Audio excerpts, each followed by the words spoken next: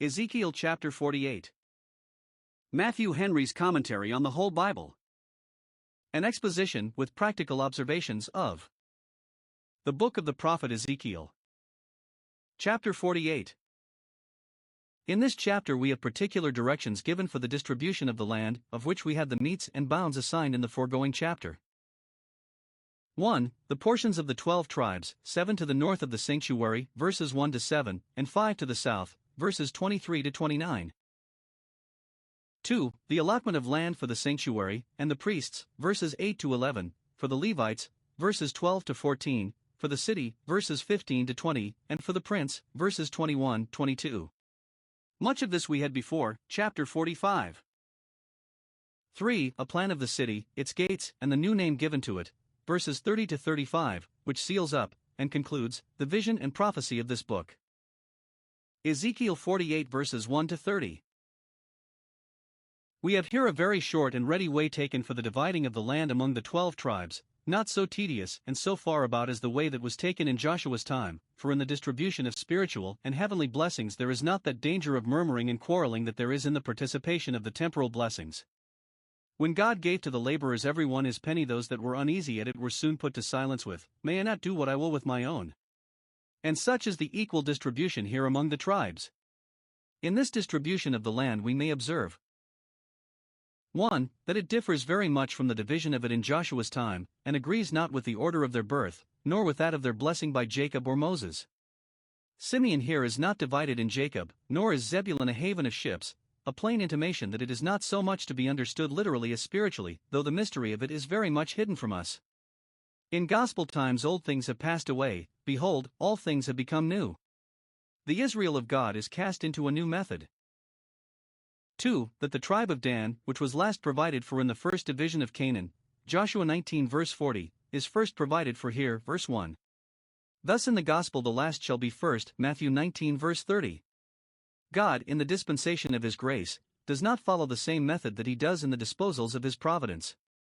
But Dan had now his portion thereabouts, where he had only one city before, northward, on the border of Damascus, and furthest of all from the sanctuary, because that tribe had revolted to idolatry. 3. That all the 10 tribes that were carried away by the king of Assyria, as well as the 2 tribes that were long afterwards carried to Babylon, have their allotment in this visionary land, which some think had its accomplishment in the particular persons and families of those tribes who returned with Judah and Benjamin, of which we find many instances in Ezra and Nehemiah. And it is probable that there were returns of many more afterwards at several times, which are not recorded, and the Jews, having Galilee and other parts, that had been the possessions of the 10 tribes, put into their hands, in common with them, they enjoyed them. Grotius says, if the 10 tribes had repented and returned to God, as the chief fathers of Judah and Benjamin did, and the priests and Levites, Ezra 1 verse 5, they would have fared as those 2 tribes did, but they forfeited the benefit of this glorious prophecy by sin. However, we believe it has its designed accomplishment in the establishment and enlargement of the gospel church, and the happy settlement of all those who are Israelites indeed in the sure and sweet enjoyment of the privileges of the new covenant, in which there is enough for all and enough for each. 4. That every tribe in this visionary distribution had its particular lot assigned it by a divine appointment, for it was never the intention of the gospel to pluck up the hedge of property and lay all in common. It was in a way of charity, not of legal right, that the first Christians had all things common, Acts 2 verse 44, and many precepts of the gospel suppose that every man should know his own. We must not only acknowledge, but acquiesce in, the hand of God appointing us our lot, and be well pleased with it, believing it fittest for us. He shall choose our inheritance for us, Psalm 47 verse 4. 5. That the tribes lay contiguous. By the border of one tribe was the portion of another, all in a row, in exact order, so that, like stones in an arch, they fixed, and strengthened, and wedged in one another. Behold how good and how pleasant a thing it is for brethren thus to dwell together. It was a figure of the communion of churches and saints under the gospel government. Thus, though they are many, yet they are one, and should hold together in holy love and mutual assistance. 6. That the lot of Reuben, which before lay at a distance beyond Jordan, now lies next to Judah, and next, but one to the sanctuary, for the scandal he lay under, for which he was told he should not excel, began by this time to wear off. What has turned to the reproach of any person or people ought not to be remembered forever, but should at length be kindly forgotten. 7. That the sanctuary was in the midst of them. There were 7 tribes to the north of it, and the Levites, the princes, and the city's portion, with that of 5 tribes more, to the south of it, so that it was, as it ought to be, in the heart of the kingdom, that it might diffuse its benign influences to the whole, and might be the center of their unity. The tribes that lay most remote from each other would meet there in a mutual acquaintance and fellowship. Those of the same parish or congregation, though dispersed, and having no occasion otherwise to know each other, yet by meeting statedly to worship God together should have their hearts knit to each other in holy love. 8. That where the sanctuary was the priests were, for them, even for the priests, shall this holy oblation be. Verse 10. As on the one hand, this denotes honor and comfort to ministers, that what is given for their support and maintenance is reckoned a holy oblation to the Lord, so it intimates their duty, which is that, since they are appointed and maintained for the service of the sanctuary, they ought to attend continually to this very thing, to reside on their cures. Those that live upon the altar must serve at the altar, not take the wages to themselves and devolve the work upon others. But how can they serve the altar, his altar they live upon, if they do not live near it? 9. Those priests had the priest's share of these lands that had approved themselves faithful to God in times of trial. Verse 11. It shall be for the sons of Zadok, who it seems, had signalized themselves in some critical juncture, and went not astray when the children of Israel, and the other Levites, went astray. God will put honor upon those who keep their integrity in times of general apostasy, and he has special favors in reserve for them. Those are swimming upwards, and so they will find at last, that are swimming against the stream. 10. The land which was appropriated to the ministers of the sanctuary might by no means be alienated. It was in the nature of the firstfruits of the land, and was therefore holy to the Lord, and though the priests and Levites had both the use of it, and the inheritance of it to them, and their heirs, yet they might not sell it nor exchange it. Verse 14. It is sacrilege to convert that to other uses which is dedicated to God. 11. The land allotted for the city and its suburbs is called a profane place. Verse 15, or common, not but that the city was a holy city above other cities, for the Lord was there, but in comparison with the sanctuary, it was a profane place. Yet it is too often true in the worst sense that great cities, even those which, like this, have the sanctuary near them, are profane places, and it ought to be deeply lamented. It was the complaint of old, from Jerusalem has profaneness gone forth into all the land. Jeremiah 23 verse 15. 12. The city is made to be exactly square, and the suburbs extending themselves equally on all sides, as the Levite cities did in the first division of the land. Verses 16 and 17, which, never being literally fulfilled in any city, intimates that it is to be understood spiritually of the beauty and stability of the gospel church, that city of the living God, which is formed according to the wisdom and counsel of God, and is made firm and immovable by his promise. 13. Whereas, before, the inhabitants of Jerusalem were principally of Judah and Benjamin, in whose tribe it lay, now the head city lies not in the particular lot of any of the tribes, but those that serve the city, and bear office in it, shall serve it out of all the tribes of Israel. Verse 19. The most eminent men must be picked out of all the tribes of Israel for the service of the city, because many eyes were upon it, and there was great resort to it from all parts of the nation, and from other nations. Those that live in the city are said to serve the city, for, wherever we are, we must study to be serviceable to the place, some way or other, according as our capacity is. They must not come out of the tribes of Israel to the city to take their ease, and enjoy their pleasures, but to serve the city, to do all the good they can there, and in so doing they would have a good influence upon the country too. 14. Care was taken that those who applied themselves to public business in the city, as well as in the sanctuary, should have an honorable comfortable maintenance. Lands are appointed, the increase whereof shall be food unto those that serve the city. Verse 18. Who goes a warfare at his own charges? Magistrates, that attend the service of the state, as well as ministers, that attend the service of the church, should have all due encouragement and support in so doing, and for this cause pay we tribute also. 15. The prince had a lot for himself, suited to the dignity of his high station. Verse 21. We took an account of it before, chapter 45.